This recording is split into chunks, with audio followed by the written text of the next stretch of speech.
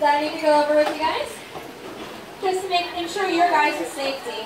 So, what I'm going to be doing is I'm going to be walking around with 2 reptiles, and you guys are more than welcome to touch them, pet them. I just ask you guys to stay away from their head. That's because these guys do have a lot of vital organs on their head, and we don't want anyone accidentally poking an eye out. Second, I'm only going to be going to the first 2 rows. Now, most of you guys are okay, but if at any point in time you are uncomfortable with the animal that I have out, you guys are more than welcome to move back a few rows. And then finally, I ask that you guys wash your hands at the end of my show. That is because these guys have a lot of naturally occurring bacteria on their skin where it's not going to necessarily kill you, but it can make you very sick. So we do have hand sanitizer stations at the doors right here, at the edge of the bleachers. And if that doesn't do it for you, we also have a restroom over by the animal hospital. So, if everyone's okay with those rules, can I get some thumbs up all the way around? All right. I'm going to be bringing out my first reptile for you guys. I'm going to warm you guys up to reptiles. This guy's pretty sweet.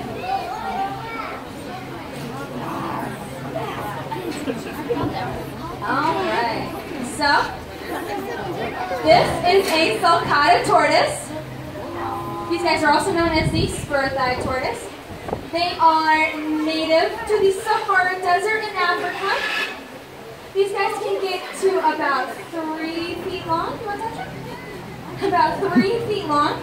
They can live to about 100 or so years old. And they can get up to 200 pounds.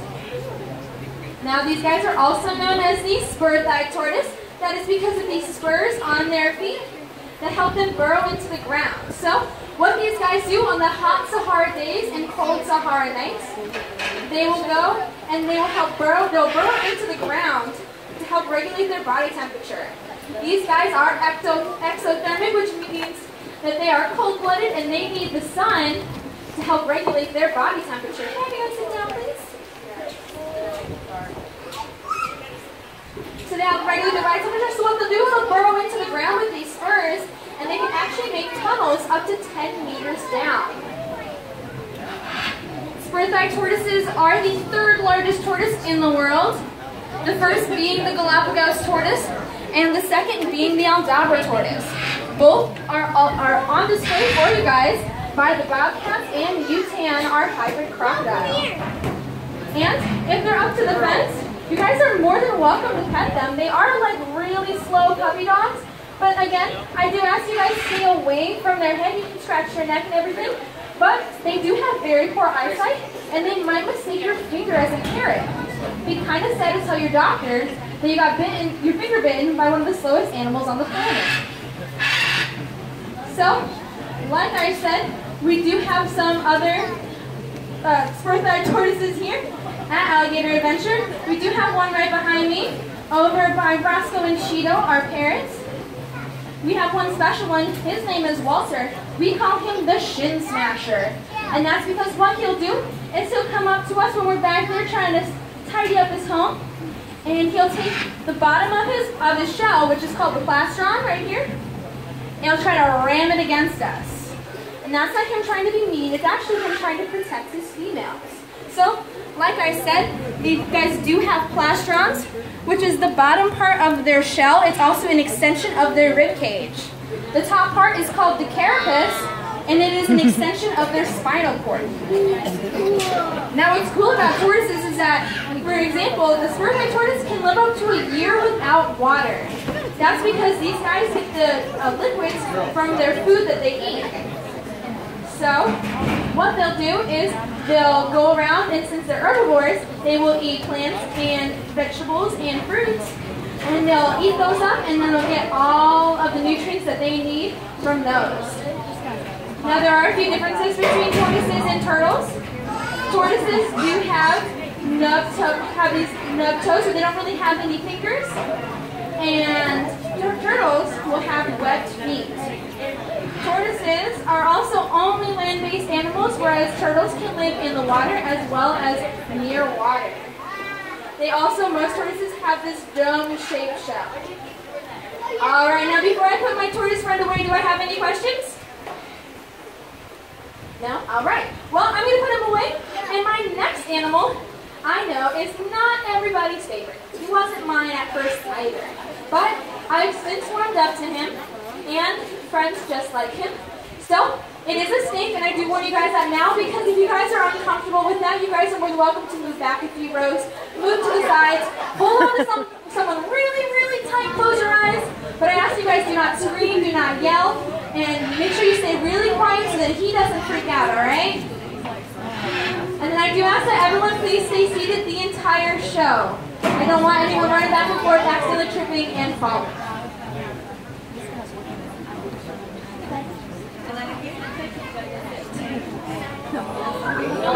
Alright, so this is Emmett.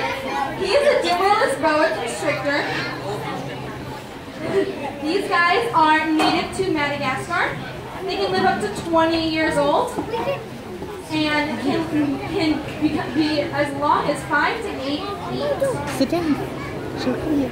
Now I said these guys are a boa constrictor, which means they're going to wrap around their prey really, really tight, squeeze out all the air, and basically kill their prey, and then eat it whole, usually head first. So these guys can eat twice the biggest girth of their body. So this biggest part right here, they can get twice the size of that. So it'd be like us eating an entire watermelon whole. So here in North America, Emmett often gets mistaken as a venomous snake. That is because of his triangular shaped head and his what's called a cat eye. So that's a very common distinction in North America between venomous and non-venomous snakes. So a non-venomous snake will have a more rounded head and rounded eyes, whereas a venomous snake will have a triangular shaped head and a cat eye. But like I said, this is really only true in most cases in North America. And if you do happen to see a snake in the wild, I highly suggest you guys not touch it. That's because even if he's not going to try to, even if he's not venomous, he still may try to bite you. And I can tell you from experience, it does hurt. So you may notice that he's trying to wrap his body around my arm. And that's not him trying to hurt me or anything. That's actually just him holding on. Since these guys don't have any arms or legs, they need to use their entire body to hold on to things in order to not fall. Watch out. It's coming at you. You may also notice that he's kind of sticking his tongue out. And that's not him trying to lick me or anything. That's actually his way of smelling. Although these guys do have nostrils, they only use it for breathing. So what they'll do is they'll stick their tongue out and they'll collect scent particles with their tongue, and then they'll rub it on the inside of their mouth with their what's called a Jacobson's organ. It's on the roof of their mouth. And so what they'll do is they'll smell things that way. They also have the forkness of their tongue to help determine the directionality of it.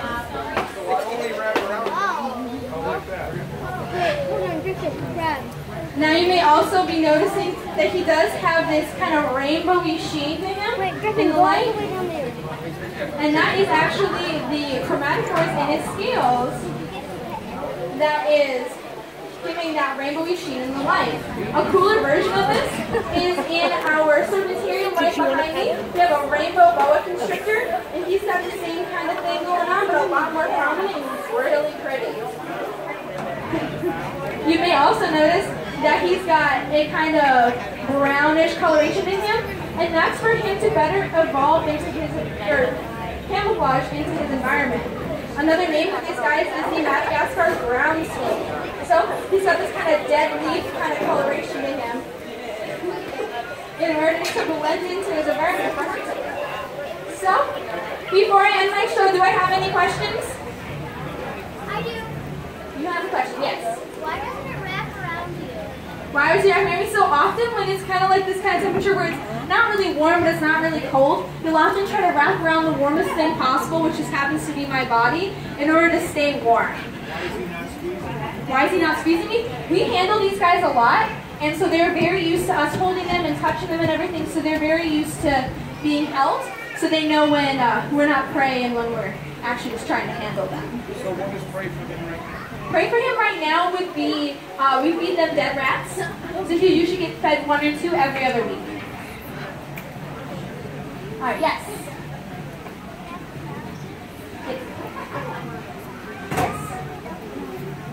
Yes. Yeah, so if I do, so he can't really fall right now, even if he wanted to. All right. You have a question, sweetie?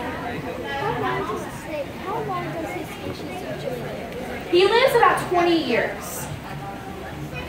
And if you guys want to see a larger version of Emmett, there is another dimmerless boa constrictor back in the serpentarium behind me as well. Are there any other questions? I can even answer questions about the tortoise, any other animals in the park? Yeah. He's from Madagascar. All right. Well, that is the end of my show. Thank you guys very much for being a very good audience. There will be another show at 7 o'clock right here. It'll be held by yours truly. We'll be doing a live alligator handling show for you guys if you want to come back. Other than that, thank you guys very much, and I hope you have a great day.